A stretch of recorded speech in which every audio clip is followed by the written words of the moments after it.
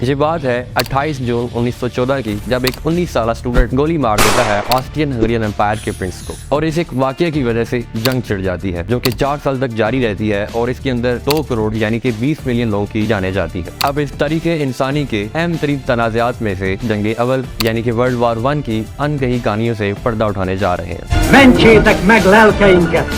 SOS! SOS!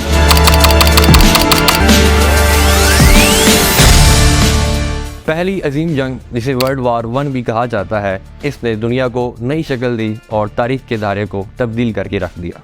साल 1914 यानी कि 1914 में यूरोप का नक्शा कुछ ऐसा दिखता था, जिसमें ऑस्ट्रियो हंगेरियन एम्पायर कुछ ऐसा दिखता था, जो आज के ऑस्ट्रियन हंगेरियन ममालिक से कई बड़ा दिखता था। जर्मनी का जो एम्पायर था वो आज के दिन के जर्मनी से भी कई बड़ा था, और रशिया में रशियन एम्पायर थी। आज के दिन की टर्की में ऑटोमन एम्पायर थी। इसके अलावा यूनाइटेड किंगडम और फ्रांस थे।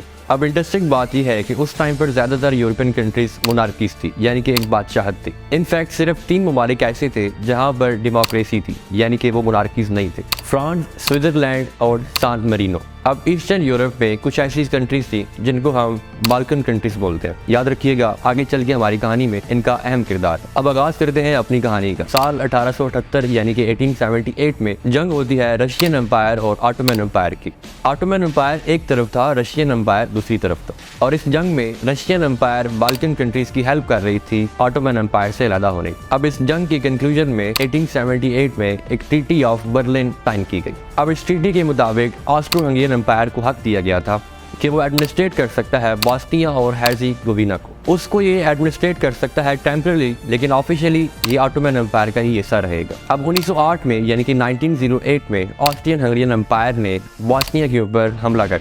अब ये जो बॉस्निया और हर्ज़ेगोविना का मुल्क है, ये 400 साल तक ऑटोमन एम्पायर के नीचे रहा, लेकिन आज़ादी की बजाय इसको एक और एम्पायर ने आके टेक ओवर कर ली, जिससे बॉस्निया में रहने वाले लोग काफ़ी इस चीज़ से गुस्सा थे। यहाँ लोग आज़ाद होना चाहते थे, और इनकी नेबरिंग कंट्री सर्बिया में भी लोग काफ़ी गुस्सा थे। अब सर्बियन लोगों का बॉस्निया के लोगों के साथ न सिर्फ जोग्राफिकल कनेक्शन था, बल्कि एक एथनिक कनेक्शन भी था। अब एक्चुअली ये जो सारी ईस्टर्न यूरोप कंट्रीज़ हैं, इनकी एथनिक है स्लाव्स की। इन ममालिक में रहने वाले लोग इस कनेक्शन को फील करते हैं। अब अगर हम इस मैप के बॉटम साइड पे देखें तो यहाँ पर कुछ ममालिक हैं जो अपने आप को साउथ स्लाविक करके बुलाते हैं, और बहुत सारे लोगों ने इस नेशन में साउथ स्लाविक नेशन की भी डिमांड।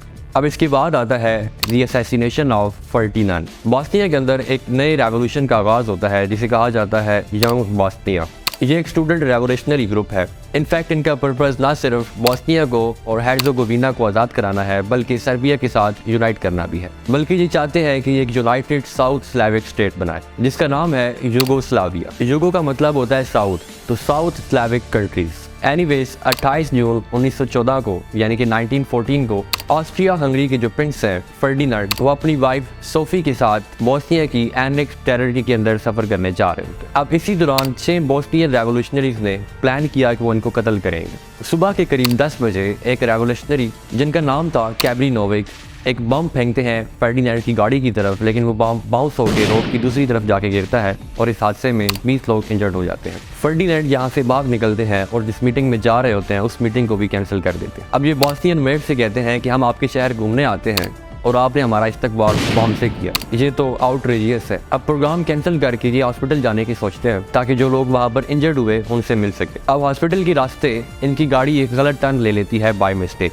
अब गाड़ी वापस सीधी करने के लिए जब ये टर्न लेते हैं तो रियलाइज़ करते हैं वो एक 5 फीट दूर रेवोल्यूशनरी के करीब होते हैं, जो कि 19 साल का स्टूडेंट गवरीलो प्रिंसिप, जिसकी बात हम वीडियो के शुरू में कर चुके हैं। अब ये फायर करना शुरू कर देता है फर्डिनांड और उनकी वाइफ सोफी पर, और कत्ल कर देता है ऑस्ट्रियन हंगेरियन एम्पायर के प्रिंस। गवरीलो प्रिंसिप को फ़ौरन अरेस्ट कर लिया जाता है, लेकिन इसकी उम्र 20 साल से 2 महीने कम होती है, और लॉ के हिसाब से इसको फांसी नहीं दी जा सकती, तो इसीलिए इसको 20 साल कैद दी जाती है इस असैसिनेशन के लिए।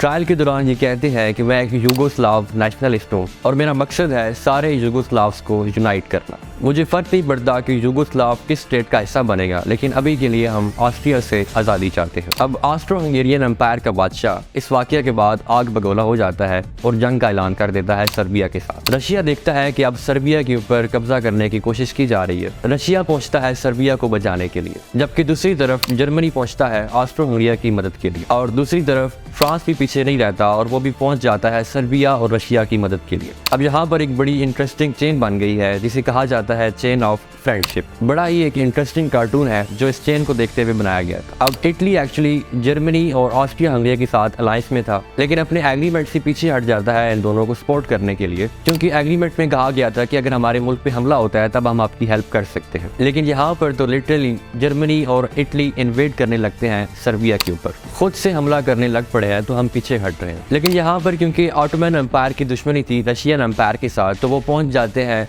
ऑस्ट्रिया हंगरी की हेल्प के लिए। अब यहाँ पर यूनाइटेड किंगडम की भी इन्वॉल्वमेंट हो जाती है, क्योंकि रशिया, फ्रांस और ब्रिटेन की एक ट्रीटी अलायंस होती है ट्रिपल एंटेट के नाम से, और इस तरह से एक बड़ी जंग होती है दी ग्रेट वॉर। ये सारी कंट्रीज एक दूसरे के साथ जंग पर आ जाती है। बाद में यूएसए और जापान भी इस जंग का हिस्सा बन जाते हैं ब्रिटेन और फ्रांस को सपोर्ट करने के लिए। और ऑब्वियसली जिन ममालिक पर ब्रिटिश का राज था, जैसे कि इंडिया, अब ये मुल्क भी इन्वॉल्व हो जाता है इस जंग के अंदर, क्योंकि ब्रिटिश को सोल्जर्स की जरूरत थी। तो सबसे आसान ऑप्शन रहेगा कि जिन ममालिक के ऊपर ब्रिटिश ने कॉलोनाइज किया हुआ है, ऑब्वियसली उन ममालिक को इस्तेमाल किया जाए सोल्जर्स की तरह। और काफी सारे इंडियंस जाते हैं ब्रिटेन के बिहाफ पर वर्ल्ड वार 1 में पार्टिसिपेट करने के लिए। तो आखिर क्या वजह रही कि इतने सारे ममालिक एक के बाद एक दूसरे के सामने आ खड़े हुए और एक अजीम जंग का आगाज हुआ? ये सब भी हम जानेंगे, लेकिन आने वाली नेक्स्ट वीडियो के अंदर। उम्मीद है आपको अभी तक की हमारी ये वीडियो पसंद आई होगी। हमारे चैनल को लाइक करें, शेयर करें, सब्सक्राइब करें और ज़्यादा से ज़्यादा इस वीडियो को आगे शेयर करें। मिलते हैं नेक्स्ट वीडियो में।